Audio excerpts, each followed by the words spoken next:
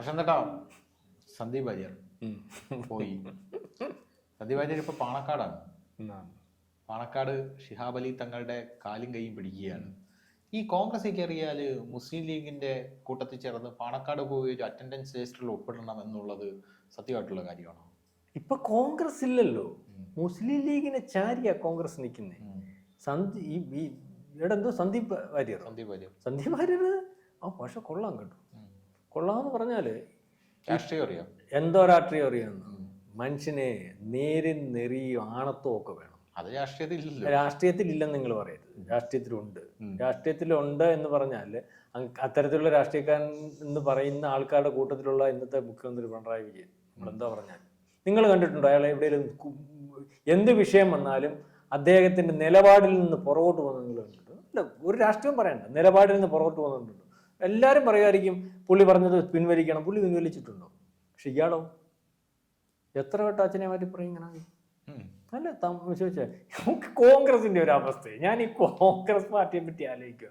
ചില ഈ ആർക്കും വേണ്ടെന്ന സാധനം പൊഴിഞ്ഞു കെട്ടിക്കൊണ്ട് പോകുന്ന ചില ആൾക്കാരെ കണ്ടിട്ടില്ലേ, ഭിക്ഷക്കാരെയൊക്കെ ചില ഈ വേസ്റ്റ് ഒക്കെ വാരിക്കൂട്ടി കവറിനകത്താക്കി കൊണ്ടുപോകുന്ന ഉറപ്പല്ലേ ആർക്കും വേണ്ടാത്ത. അല്ലെങ്കിൽ അന്ന് ഇയാള് നിങ്ങൾ വിചാരിക്കുന്ന ഞാൻ ബി ജെ പിക്കാരനാന്ന് പറഞ്ഞിട്ട് അന്നോട്ട് വീട്ടിൽ കയറിയിരിക്കുന്നത് തിരിച്ച് ബി ജെ പി വരാൻ വേണ്ടിയാ. ബി ജെ പി അന്ന് വീട്ടിൽ കയറി അന്ന് ബി ജെ പി വാതിലടച്ചതാ. പിന്നെ ആ പറഞ്ഞ RSSന്റെ ആരാണ്ട് അറിയാവുന്ന ഒരാൾ എന്ന് ചോദിച്ചു എന്തുകൊണ്ട് മോനെ വിശേഷം എന്ന് ചോദിക്കാൻ അവിടെ പോയി. അവിടെ പോയിട്ട് പുള്ളി തിരിച്ചു വന്നു. പിന്നെ അവിടെ കുത്തിയിരുന്നത് എന്തോ പുള്ളി ആരെയും ഒക്കെ വിളിക്കുന്നുണ്ടോ? എന്നിട്ട് പറയാം കഴിഞ്ഞ ദിവസം ഈ പറയുമ്പോൾ നമ്മളെല്ലാം പറയുന്നുണ്ട്. പ്രതിപക്ഷ നേതാവ് പറയും ഞങ്ങളൊരു ഗ്രാൻഡ് ഓപ്പറേഷൻ എത്ര ദിവസം കൊണ്ട് നടത്തുമായിരുന്നു അറിയാം. പിന്നെ ഇയാൾ ആരെയാ കൊണ്ടുപോയി? JP നദ്ദയെ കൊണ്ടുവന്നവരാ പറയുന്നത് ഗ്രാൻഡ് ഓപ്പറേഷൻ എത്ര ദിവസം കൊണ്ട് നടത്തുമെന്ന് അറിയാറ്. എന്താ ഗ്രാൻഡ് ഓപ്പറേഷനാ? 10 പേര് കൂടെയുള്ള ഒരാളിനെ കൊണ്ട് പോയാൽ നമുക്കറിയാം, പറയാൻ മനസ്സിലാവുണ്ട്. ഇതിനകത്ത് വേറെ വലിയ അപകടം കോൺഗ്രസ് തിരിച്ചടിക്കാൻ പോവാ.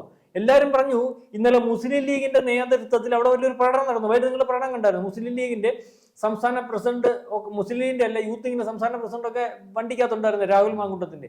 ഇന്നലത്തോടുകൂടി ഇവനോട് അനുകമ്പയുള്ള BJP അനുഭാവികൾ കൂടി മാറി. കാരണം ഇന്നലെ ഇയാൾ നടത്തിയ പ്രസ്താവനകൾ അത്രയ്ക്ക് വിരുദ്ധം. ഞാൻ ചോദിച്ചിട്ട് പാർട്ടി മാറാം, അയാളെ അല്ലെങ്കിൽ BJP അവഗണിച്ചു പാർട്ടി മാറാം. ഇന്നലത്തെ ഒറ്റ ദിവസത്തോടു കൂടി ലോകത്ത് പ്രതിപക്ഷ പാർട്ടികൾ പരസ്യമായിട്ട് പറയുമ്പോഴും അംഗീകരിക്കുന്ന ഒരു നേതാവ് നരേന്ദ്രമോദിയെ പറ്റി പുള്ളി പറഞ്ഞു കേട്ടില്ലേ? BJPയെ പറ്റി പുള്ളി പറഞ്ഞു കേട്ടിട്ട്, RSSനെ പറ്റി പുള്ളി പറഞ്ഞു കേട്ടിട്ട്. നാണം ഉണ്ടായിരുന്നോ? ആ പാൻറ് ആര് കൊടുത്ത ഈ സ്ഥാപകനത്തിന് ഇവരുടെ പാൻറ്റും തൊപ്പിയും വെച്ച് ഉടുപ്പൊക്കെ ഇട്ടുകൊണ്ട് ഒരു ഫോട്ടോ ഇട്ടേക്കുന്നുണ്ടല്ലോ. ആര് കൊടുത്ത ഇത്രയും മോശപ്പെട്ട ഒരുത്തൻ RSSന്റെ പാൻറ് കൊടുത്തു? ഇയാള് പറഞ്ഞല്ലേ എന്റെ അമ്മാവൻ RSS, എന്റെ അമ്മ ഏതാണ്ട് കൊടുത്തിട്ടുണ്ട്. എന്തോ RSS കിടന്ന പായയുടെ കീഴി കിടന്ന പായ എടുത്തോണ്ട് പോയടുത്ത് പോലും കിടന്നിട്ടുള്ളതല്ലോ. RSS ആണെങ്കിൽ പിന്നെ എന്തിനാണ് ഈ പ്രസ്ഥാനം വിട്ട് അപ്പുറത്തേക്ക് പോയത്? അവരെ കൂടെ വഞ്ചിക്കുന്നതല്ല. അത് ഞാൻ പറഞ്ഞ പ്രധാനപ്പെട്ട കാര്യം, അമ്മ മരിച്ചപ്പോ ആരും വന്നില്ല, എന്റെ അമ്മ RSS ആയിരുന്നു, RSSകാർക്ക് ഭൂമി ഇട്ട് കൊടുത്തായിരുന്നു. അപ്പം ഇയാള് ഇപ്പൊ ഇവിടെ നിന്ന് കോൺഗ്രസിലേക്ക് പോകുമ്പോ ആ അമ്മയെ കൂടെ അല്ലേ ഇയാൾ വഞ്ചിക്കുന്നത്? അല്ല, അമ്മ മരിച്ചപ്പോ ആരും വന്നില്ലെന്ന് സങ്കടമുള്ളവനെ അമ്മ RSSനെ അതുപോലെ കരുതിയിട്ടുള്ളവരും അമ്മ RSSന് വേണ്ടി ഭൂമി കൊടുത്തിട്ടുള്ളതെങ്കിൽ ആ അമ്മയോട് സ്നേഹമുള്ള മോനാണെങ്കിൽ RSS വിട്ടുപോകും. RSS അല്ലെങ്കിൽ പ്രസ്ഥാനത്തെ വിട്ടുപോകും. അതായത് BJP ആരെന്തൊക്കെ പറഞ്ഞാലും BJP ശരിയല്ല എന്ന് പറഞ്ഞാലും ഇങ്ങനെ ചെയ്യാൻ പാടില്ല എന്ന് പറഞ്ഞാലും ഞാൻ പറയുന്നു, കേരളത്തിലെ BJPയും സുരേന്ദ്രനും ശരിയായ തീരുമാനമാണ് എടുത്തത്. ഇത്തരത്തിലുള്ള ഒരു ഒറ്റുകാരനെ എത്രയും പെട്ടെന്ന് തിരിച്ചറിഞ്ഞ പാർട്ടിക്കകത്തുനിന്ന് ഏത് പ്രതിസന്ധി ഉണ്ടായാലും ഇവനെ വെച്ചോണ്ട് മുന്നോട്ട് പോകത്തില്ല എന്ന തീരുമാനമെടുത്തത് വളരെ കൃത്യമാണ്. കോൺഗ്രസിനകത്ത് കുഴപ്പമില്ല, മനസ്സിലായില്ലേ? അതിനകത്ത് ആർക്കും വേണമെങ്കിൽ കിടന്ന കാര്യം പറയാൻ പോലെ ഇയാൾ മൈക്കില്ലെന്ന് പറഞ്ഞോണ്ട് സീറ്റില്ലെന്ന് പറഞ്ഞോണ്ടില്ലേ അവിടെ പോയി. അവിടെ നിന്നെല്ലാം കിട്ടുമോ? അവിടെ നിന്നെല്ലാം കിട്ടി. ഇന്നലെ കൈ കൊടുത്താൽ കയ്യെ പിടിച്ച് കുടഞ്ഞ് ഉള്ള കാര്യം പറയുന്നത് സത്യസന്ധമായിട്ട് പണ്ടോട്ടെ കോൺഗ്രസിനകത്തെ കാര്യങ്ങൾ പറയുന്ന ഒരു നേതാവ് ഈ ഹാസനെ ഇപ്പം UDF കണ്ടിട്ടുണ്ട്. അയാൾ ആദ്യം ചോദിച്ചു ഇവനൊക്കെ എന്തിനാ ഇങ്ങനെ ചോദിച്ചു. ഇനി ഇവനെ ഇതിനകത്ത് എന്തോ ഇതിനകത്ത് അയാളുള്ള കാര്യം പറഞ്ഞു. ഉള്ളവന് കൊടുക്കാൻ ഒക്കുന്നില്ല, മനസ്സിലാവുന്നുണ്ടോ? പിന്നെ ഇവനെ ഇതിനകത്ത് എന്തോ ആകെ നിങ്ങൾ കോൺഗ്രസിന്റെ അവസ്ഥ, ദേശീയ തലത്തിൽ കോൺഗ്രസിന്റെ അവസ്ഥ മനസ്സിലാക്കണം. ദേശീയ തലത്തിൽ പ്രധാനമന്ത്രിയാവാനും അല്ലെങ്കിൽ പാർട്ടിയുടെ കാര്യങ്ങൾ നിയന്ത്രിക്കാനും നിൽക്കുന്ന ആള് മത്സരിക്കാൻ വരുന്ന സ്റ്റേറ്റാ കേരളം, മനസ്സിലാവുന്നുണ്ട്? അപ്പൊ കോൺഗ്രസിന്റെ ദേശീയ തലത്തിലുള്ള കാര്യം അറിയിക്കണം. നിങ്ങളൊന്ന് ആലോചിക്കണം, ദേശീയ പാർട്ടിയായിട്ടുള്ള ലോകത്തിലെ 2ാമത്തെ പാർട്ടിയായിരുന്നു BJP. ഞാൻ വിചാരിച്ചിട്ട് ഇത്രയും അറിയപ്പെടുന്ന ഒരു സന്ദീപ് വാര്യനെ കേന്ദ്രത്തിൽ വരെ അറിയാം. അത്യാവശ്യം കാര്യങ്ങൾ ഇയാൾക്ക് ഒന്നും കിട്ടാതെ ഇതിനകത്ത് ഒന്നും കിട്ടാതെ ഈ പാർട്ടിയുടെ ഈ ലെവലിലുള്ള നേതാവായിട്ട് നിന്നാൽ തന്നെ എന്തെല്ലാം കാര്യം നടത്തായിരുന്നു. ഇനി എന്തോ നടത്താൻ പറ്റും? ഇയാളെ ശേഷക്രിയ കഴിഞ്ഞ പോലെ ആയില്ലേ?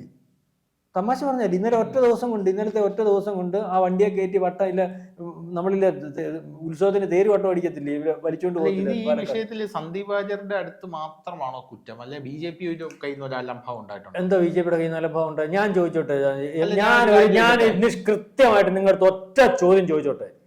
ഇയാൾ നേരത്തെ ഈ പാർട്ടിക്കകത്തുനിന്ന് ഒരു സംവിധാനം ഉണ്ടാക്കി പിണങ്ങി മാറിയെന്നാണോ? അന്ന് മാറി നിന്നപ്പോ സുരേന്ദ്രൻ പോയി അയാളെ വിളിച്ചോണ്ട് വന്നിട്ട് മാന്യമായ പോസ്റ്റ് കൊടുത്തോ? വീണ്ടും അയാളെ വ്യക്തമാക്കിയോ? ഞാനൊരു കാര്യം ചോദിച്ചോട്ടെ, എല്ലാവരും പറയുന്നുണ്ടായിരുന്നു, എല്ലാവരും കേരളത്തിൽ ഏറ്റവും കൂടുതൽ ആഗ്രഹിച്ചിട്ടുള്ള എല്ലാവരും അറിയുന്ന ഒരു നേതാവായിരുന്നു ശോഭാ സുരേന്ദ്രൻ. സന്ദീപ് വാര്യർ എല്ലാവരും അറിയുന്ന ആളൊന്നുമല്ല. ശോഭാ സുരേന്ദ്രനെ അവിടെ പരിഗണിക്കണമെന്ന് പറഞ്ഞതിനകത്ത്, അല്ലെങ്കിൽ എല്ലാവരും ആഗ്രഹിക്കുന്ന തെറ്റൊന്നും പറയാൻ പറ്റത്തില്ല. ശോഭാ സുരേന്ദ്രൻ വരട്ടെ, അല്ലെങ്കിൽ വരട്ടെ എന്ന് പറയുന്നതിന്റെ കാര്യം ഏറ്റവും നല്ല ക്യാൻഡിഡേറ്റാ, അപ്പം ബി ജെ പിക്ക് ജയിക്കാമല്ലോ, ബി ജെ പിയുടെ അനുഭവമുള്ള ഒരു വിചാരിക്കാൻ തെറ്റൊന്നുമില്ല. ആ ശോഭാ സുരേന്ദ്രനെ അങ്ങ് മാറ്റി നിർത്തിയിട്ട് അവർക്കില്ലാത്ത വികാരം ഇയാൾക്ക് എന്തെങ്കിലും ഉണ്ടാവുന്നത്? ഇയാളെ അവിടെ പരിഗണിച്ചായിരുന്നല്ലോ. ഞാൻ ചോദിച്ചോട്ടെ, രണ്ടാമത് അവിടെ പരിഗണിക്കേണ്ട ക്യാൻഡിഡേറ്റ് ആരോട് ചോദിച്ചാലും പാർട്ടി ഇപ്പം കൃഷ്ണകുമാർ തന്നെയല്ലേ പാലക്കാട്ട്? നമ്മൾ ഈ പറയുമ്പോൾ പാർട്ടി വളർത്തിക്കൊണ്ട് വന്നു, അല്ലെ പാർട്ടി അയാൾക്കും കാണുമല്ലോ ഇയാൾക്കുള്ളവരുടെ ആഗ്രഹം. അപ്പൊ ഇയാളെക്കാട്ടി മുമ്പേ പരിഗണിക്കേണ്ട ആളുകൾ തന്നെയാണോ? കൃഷ്ണകുമാർ തന്നെയാണോ? നമ്മൾ നിഷ്പക്ഷമായിട്ടങ്ങ് പറയാം. നമ്മളൊന്നും ബി ജെ പി, ഞാൻ ബി ജെ പി അല്ല, നിങ്ങളാണെന്ന് എനിക്കറിയത്തില്ല. അപ്പം പരിഗണിക്കേണ്ട ആളാണ് പുള്ളിയാണോ? ആണോ? പിന്നെന്താ പുള്ളി പിണങ്ങിപ്പോയത്? പിന്നെ മാത്രവുമല്ല, ഒരു നിർണായക ഘട്ടത്തിൽ ഇത് പിന്നെ പരാതി പറയാമല്ലോ. ആ നിർണായക ഘട്ടത്തിൽ സ്റ്റേജ് കയറ്റിയിരുത്തില്ലെന്ന് പറഞ്ഞിട്ട് എന്തൊരു അല്പനാ പുള്ളി. ഈ പാർട്ടി എവിടെല്ലാം അദ്ദേഹത്തിന് കസേര കൊടുത്തു? പാർട്ടിയുടെ ഭാഗമായിട്ടല്ലേ ഈ പുള്ളിക്ക് കസേര കിട്ടിയത്? അല്ലെ പാർട്ടിയുടെ ഭാഗമായിട്ടല്ലേ ടി വിക്കകത്ത് വിളിച്ചത്? പാർട്ടിയുടെ ഭാഗമായിട്ടല്ലേ ബി ജെ പിക്ക് വേണ്ടി സംസാരിക്കാൻ പറ്റിയത്? പാർട്ടിയുടെ ഭാഗമായിട്ടല്ലയോ ഈ പറയുന്ന ഇന്നലെ പൊക്കി പറഞ്ഞ പപ്പുവിനെ കുറ്റം പറയാൻ പറ്റിയത്, അല്ലെങ്കിൽ പപ്പിയെ കുറ്റം പറയാൻ പറ്റിയത്? എല്ലാവരെയും കുറ്റം പറയാൻ പറ്റി. പിന്നെ ഇങ്ങനെ എന്തോ വെച്ചാൽ അപ്പൊ ഇയാൾക്ക് വേണ്ടതെന്ന് പറഞ്ഞാൽ എം പിയോ എം എൽ എ ആയിട്ട് പുട്ടടിക്കണം, കാശുണ്ടാക്കണം, സംവിധാനം ഉണ്ടാക്കണം, വീട്ടുകാരെ നോക്കണം, അല്ലാതെ ജനങ്ങളെ സേവിച്ചല്ലല്ലോ ഇയാൾ ഈ പാർട്ടിക്കകത്ത്. ഇങ്ങനത്തുള്ളവും വരുന്നതായി ഇപ്പൊ ഏത് പാർട്ടിക്കകത്തും പ്രശ്നം ആണ്. ഈസി ആയിട്ട് കയറി വന്നു. ആരണ്ടൊക്കെ പരിഗണിച്ചാണ്, കൊള്ളാവുന്ന ചെറുക്കനാണല്ലോ, വെളുത്തൊക്കെ ഇരിക്കുകയാണല്ലോ, സ്റ്റൈലോട്ട് തലമുടിച്ച് ജീവിരിക്കുകയാണല്ലോ, കാര്യം പറയാൻ അറിയാമല്ലോ, വിനയമായിട്ടൊക്കെ നിൽക്കുമല്ലോ, ഇങ്ങനെയുള്ള ഇവിടെ ചെന്നാലും പെട്ടെന്ന് കൂനിക്കളയും. പിന്നെ ഇന്നലെ ചെന്നപ്പോ അവിടെ മൊത്തം കുഞ്ഞങ്ങ് നിൽക്കില്ലേ? ഒറ്റ ദിവസം കൊണ്ട് ഈ ഒറ്റ രാത്രി കൊണ്ടല്ല, മണിക്കൂർ വെച്ച് അതുവരെ നിന്ന പ്രസ്ഥാനത്തിന്റെ അപ്പുറത്ത് നിന്നോനെ കുറ്റം പറഞ്ഞു നിന്നോന്റെ മുമ്പിൽ ചെന്ന് കുമ്പിട്ട് നിൽക്കാൻ കഴിയുന്ന മാനസികാവസ്ഥയുള്ള ഒരാളല്ലേ?